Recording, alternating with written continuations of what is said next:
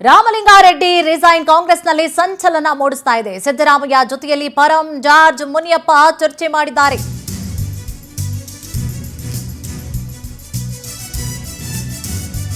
ಕಾಂಗ್ರೆಸ್ನಲ್ಲಿ ಈಗ ಸಂಚಲನ ಉಂಟಾಗ್ತಾ ಇದೆ. ಫುಲ್ ಶೇಕ್ ಆಗ್ತಾ ಇದೆ. ಸಿದ್ದರಾಮಯ್ಯ ಜೊತೆಯಲ್ಲಿ ಪರಂ ಜಾರ್ಜ್ ಮುನಿಯಪ್ಪ ಚರ್ಚೆ ಮಾಡಿದ್ದಾರೆ. ರಾಜ್ಯ ಉಸ್ತುವಾರಿ ರಣದೀಪ್ ಸುರ್ಜೇವಾಲಾ ಉಪಸ್ಥಿತರಿದ್ದಾರೆ. ಅಸಮಾಧಾನ ಕುರಿತಂತೆ ಚರ್ಚೆ ಮಾಡ್ತಿದ್ದಾರೆ. ರಾಹುಲ್ ಸ್ವಾಗತಕ್ಕೆ ಅಂತ ಹೇಳಿ ಬಂದಿದ್ದಂತಹ ಸಂದರ್ಭದಲ್ಲಿ ಸಿದ್ದರಾಮಯ್ಯ ಅವರ ಜೊತೆ ಚರ್ಚೆ ಮಾಡಲಾಯಿತು. ಏನಾಗ್ತಾ ಇದೆ ಈಗ? ಎಲ್ಲವೂ ಕೂಡ ಸಲೀಸಾಗೆ ಆಗ್ತಾ ಇದೆ. ಯಾವುದೇ ರೀತಿಯಾದಂತಹ ಭಿನ್ನಾಭಿಪ್ರಾಯಕ್ಕೆ ಕಾರಣವಾಗಿಲ್ಲ, ಅಸಮಾಧಾನ ಆಗಿಲ್ಲ. ಎಲ್ಲರೂ ಕೂಡ ಕೊಟ್ಟಂತಹ ಖಾತೆಗಳನ್ನ ಒಪ್ಕೊಳ್ತಾರೆ.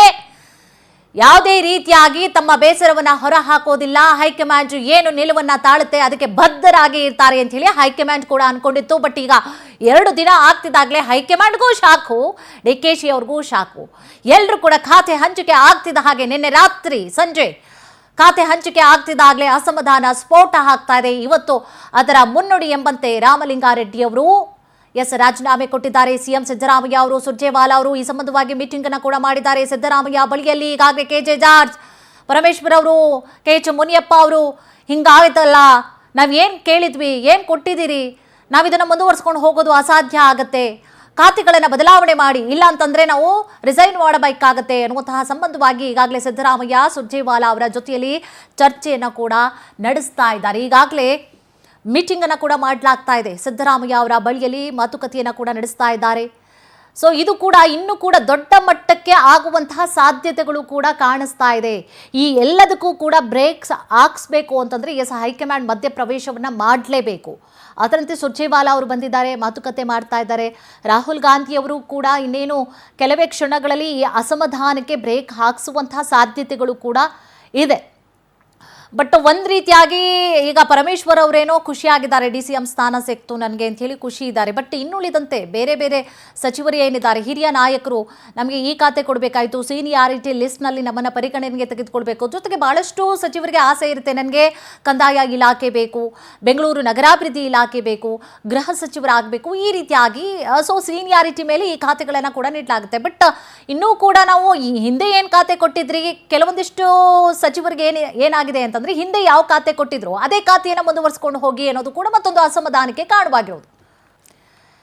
ಈಗಾಗಲೇ ನೋಡಿ, KH ಮುನಿಯಪ್ಪ ಅವರಿಗೆ ಈ ಹಿಂದೆ ಕೂಡ ಆಹಾರ ಖಾತೆಯನ್ನೇ ನೀಡಲಾಗಿತ್ತು, ಇಂಧನ ಖಾತೆಯನ್ನ KJ ಜಾರ್ಜ್ ಅವ್ರಿಗೆ ನೀಡಲಾಗಿತ್ತು. ಅದೇ ಖಾತೆಯನ್ನ ಮುಂದುವರಿಸಿಕೊಂಡು ಹೋಗಬೇಕು ಅಂತ ಹೇಳಿರುವಂಥದ್ದು ಕೂಡ ಅಸಮಾಧಾನಕ್ಕೆ ಕಾರಣವಾಗಿದೆ. 3 ವರ್ಷ ಅದೇ ಖಾತೆಯನ್ನ ನಿಭಾಯಿಸಿದ್ದೀವಿ, ಕೃಷಿ ಇಲಾಖೆಯನ್ನ ಕೊಡಿ, ಸಮಾಜ ಕಲ್ಯಾಣ ಇಲಾಖೆಯನ್ನ ಕೊಡಿ ಅಂತ ಹೇಳಿ KH ಮುನಿಯಪ್ಪ ಅವರು ಕೂಡ ಡಿಮ್ಯಾಂಡ್ ಮಾಡ್ತಿದ್ದಾರೆ. ಬಟ್ ಪ್ರಾರಂಭದಲ್ಲಿ ಎಲ್ಲರೂ ಕೂಡ ಅಂದ್ಕೊಂಡಿದ್ರು, ಕೊಟ್ಟಂತಹ ಖಾತೆಗಳನ್ನ ಕೂಡ ಹೈಕಮಾಂಡ್ ಕೂಡ ಹಂಗೆ ಅನ್ಕೊಂಡಂತಹ ರೀತಿಯಾಗಿ ಕಾಣಿಸ್ತಾ ಇದೆ. ಕೊಟ್ಟಂತಹ ಖಾತೆಗಳನ್ನ ಯಾವುದೇ ರೀತಿಯಾದಂತಹ ಮರು ಮಾತಿಲ್ಲದೆ ಅವರು ಅಕ್ಸೆಪ್ಟ್ ಮಾಡ್ತಾರೆ ಅಂತ ಹೇಳಿ ಹೈಕಮಾಂಡ್ ಕೂಡ ಅನ್ಕೊಂಡಿತ್ತು. ಬಟ್ ಈಗ ಖಾತೆ ಹಂಚಿಕೆ ಆಗ್ತಿದ್ದಾಗಲೇ ಅಸಮಾಧಾನ ಸ್ಫೋಟ ಆಗ್ತಾ ಇದೆ. ಇದೇ ವಿಚಾರ ಸಂಬಂಧವಾಗಿ ಹೆಚ್ಚಿನ ಡೀಟೇಲ್ಸ್ ಅನ್ನ ಕೂಡ ನೀಡ್ತಾ ಹೋಗ್ತಾರೆ ನಮ್ಮ ಪ್ರತಿನಿಧಿ ಆನಂದ್. ಆನಂದ್, ಈಗ ಇನ್ಸೈಡ್ ಸ್ಟೋರಿ ಏನಾಗ್ತಾ ಇದೆ? ಈಗ ಸಿದ್ದರಾಮಯ್ಯ ಸುರ್ಜೇವಾಲಾ ಅವರ ಜೊತೆಯಲ್ಲಿ KH ಮುನಿಯಪ್ಪ ಜಾರ್ಜ್ ಅವರು ಕೂಡ ಮೀಟಿಂಗ್ ಅನ್ನ ಮಾಡ್ತಾ ಇದ್ದಾರೆ. ಒಳಗಡೆ ಏನ್ ಮಾತುಕತೆ ಆಗ್ತಾ ಇದೆ? ಅಸಮಾಧಾನ ಇವತ್ತೇ ಪರಿಹಾರ ಆಗತ್ತಾ ಅಥವಾ ರಾಹುಲ್ ಗಾಂಧಿ ಮಧ್ಯಪ್ರವೇಶವನ್ನ ಮಾಡಬೇಕಾ? ಏನಿದೆ ಮಾಹಿತಿ? ನೂತನ ಸಚಿವರ ಪ್ರಮಾಣ ವಚನ ಆಗಿ ಇನ್ನೂ 2 ದಿನ ಕೂಡ ಕಳೆದಿಲ್ಲ. ಆಗ್ಲೇ ರಾಮಲಿಂಗಾರೆಡ್ಡಿ ಅವರು ರಾಜೀನಾಮೆಯನ್ನ ಕೊಟ್ಟಿರ್ತಕ್ಕಂಥದ್ದು. ಸದ್ಯ ಆ ಒಂದು ರಾಜೀನಾಮೆ ಏನಾದ್ರು ಅಂಗೀಕಾರ ಆದ್ರೆ ಮೊದಲ ಒಂದು ವಿಕೆಟ್ ಪತನ ಆದಂತೆ ಆಗುತ್ತೆ. ಈಗ ಇದರ ಬೆನ್ನಲ್ಲೇ ಮುನಿಯಪ್ಪ ಅವರು ಕೂಡ ತಮಗೆ ಪ್ರಬಲ ಖಾತೆ ಬೇಕು ಅನ್ನೋ ಒಂದು ಡಿಮ್ಯಾಂಡ್ ಅನ್ನ ಇಟ್ಟಿರ್ತಕ್ಕಂಥದ್ದು. ಜೊತೆಗೆ ಅವರು ಕೂಡ ತೀವ್ರವಾದಂತ ಒಂದು ಅಸಮಾಧಾನವನ್ನ ವ್ಯಕ್ತಪಡಿಸ್ತಾ ಇದ್ದಾರೆ. ಸೀನಿಯಾರಿಟಿಯನ್ನ ಪರಿಗಣಿಸದೆ ನಮ್ಗೆ ಖಾತೆಗಳನ್ನ ಹಂಚಿಕೆ ಮಾಡಿಲ್ಲ ಅನ್ನೋ ಒಂದು ಆರೋಪವನ್ನ, ಆಕ್ರೋಶವನ್ನ ಅವರು ವ್ಯಕ್ತಪಡಿಸ್ತಾ ಇರ್ತಕ್ಕಂಥದ್ದು. ಪ್ರಮುಖವಾಗಿ ಅವರು ಸಮಾಜ ಕಲ್ಯಾಣ ಇಲಾಖೆಯ ಖಾತೆ ಕೊಡಿ ಅನ್ನೋ ಒಂದು ಡಿಮ್ಯಾಂಡ್ ಅನ್ನ ಇಟ್ಟಿದ್ದಾರೆ. ಜೊತೆಗೆ DCM ಪೋಸ್ಟ್ ಅನ್ನು ಕೂಡ ಕೊಡಿ ಅನ್ನೋ ಒಂದು ಬೇಡಿಕೆಯನ್ನ ಇಟ್ಟಿರ್ತಕ್ಕಂಥದ್ದು. ಆದ್ರೆ ರಾಜ್ಯ ನಾಯಕರ ಜೊತೆ ಮತ್ತೆ ಯಾರು ಸಚಿವಾಕಾಂಕ್ಷಿಗಳು ಇದ್ದಾರೆ ಇವ್ರಿಗೆ ಯಾವುದೇ ರೀತಿಯ ಒಂದು ಚರ್ಚೆಯನ್ನ ನಡೆದೆ, ಅವ್ರಿಗೆ ಯಾವುದೇ ರೀತಿಯಂತ ಒಂದು ಮಾತುಕತೆಯನ್ನ ನಡೆಸಿದೆ. ಎಲ್ಲಾನು ಕೂಡ ಹೈಕಮಾಂಡ್ ಡಿಸೈಡ್ ಮಾಡಿರ್ತಕ್ಕಂಥದ್ದು ಇವರ ಒಂದು ಅಸಮಾಧಾನಕ್ಕೆ ಕಾರಣವಾಗಿರ್ತಕ್ಕಂಥದ್ದು. ಹಾಗಾಗಿಯೇ ಈಗ ಮುನಿಯಪ್ಪ ಅವರು ಕೂಡ ರಾಜೀನಾಮೆ ನೀಡೋದಕ್ಕೆ ಮುಂದಾಗಿದ್ದಾರೆ ಅನ್ನೋ ಒಂದು ಮಾಹಿತಿಗಳು ಲಭ್ಯವಾಗ್ತಾ ಇದೆ. ಸದ್ಯ ಅವರು ಕೂಡ ಈಗಾಗಲೇ ಮಾತನಾಡಿದ್ದಾರೆ, ಸೀನಿಯಾರಿಟಿಯನ್ನ ಇಲ್ಲಿ ಪರಿಗಣಿಸ್ತಾ ಇಲ್ಲ, ಈಗಾದ್ರೆ ಪಕ್ಷ ಸಂಘಟನೆ ಮಾಡ್ತಕ್ಕಂಥದ್ದು ಕಷ್ಟ ಆಗುತ್ತೆ. 2028ಕ್ಕೆ ಸರ್ಕಾರ ಬರೋದು ಕೂಡ ಡೌಟ್ ಅನ್ನೋ ಒಂದು ಮಾತುಗಳನ್ನ ಅವ್ರು ಮಾತನಾಡ್ತಾ ಇರ್ತಕ್ಕಂಥದ್ದು. ಹಾಗಾಗಿ ಪ್ರಮುಖವಾಗಿ ಹಿರಿಯ ನಾಯಕರಿಗೆ ಪ್ರಬಲ ಖಾತೆಗಳನ್ನ ಕೊಡಬೇಕು ಅನ್ನೋ ನಿಟ್ಟಿನಲ್ಲಿ ಮುನಿಯಪ್ಪ ಅವರು ಡಿಮ್ಯಾಂಡ್ ಅನ್ನ ಮಾಡ್ತಾ ಇರ್ತಕ್ಕಂಥದ್ದು. ಸದ್ಯ ಈ ವಿಚಾರವಾಗಿ ನಿನ್ನೆ BK ಹರಿಪ್ರಸಾದ್ ಅವರ ಜೊತೆನೂ ಕೂಡ KH ಮುನಿಯಪ್ಪ ಅವರು ಚರ್ಚೆಯನ್ನ ನಡೆಸಿದ್ದಾರೆ. ಈಗ ಏರ್ಪೋರ್ಟ್ ನಲ್ಲಿ ರಾಹುಲ್ ಗಾಂಧಿ ಅವರನ್ನು ರಿಸೀವ್ ಮಾಡ್ಕೊಳ್ಳೋದಕ್ಕೆ ಹೋಗಿದ್ದಾರೆ. ಈ ಸಂದರ್ಭದಲ್ಲಿ ಸಿದ್ದರಾಮಯ್ಯನವರನ್ನ ಮತ್ತೆ ಸುರ್ಜೇವಾಲಾ ಅವರನ್ನು ಕೂಡ ಭೇಟಿ ಮಾಡಿ ಮಾತುಕತೆಯನ್ನ ನಡೆಸ್ತಾ ಇರ್ತಕ್ಕಂಥದ್ದು. ಹಾಗಾಗಿ ಮುಂದೆ ಮುನಿಯಪ್ಪನವರ ಒಂದು ಡಿಮ್ಯಾಂಡ್ ಇಟ್ಟಂತ ಖಾತೆ ಏನಾದ್ರೂ ಸಿಗದೇ ಇದ್ರೆ ಅವರು ಕೂಡ ರಾಜೀನಾಮೆಯನ್ನ ನೀಡ್ತಕ್ಕಂಥ ಒಂದು ಸಾಧ್ಯತೆಗಳಿದೆ.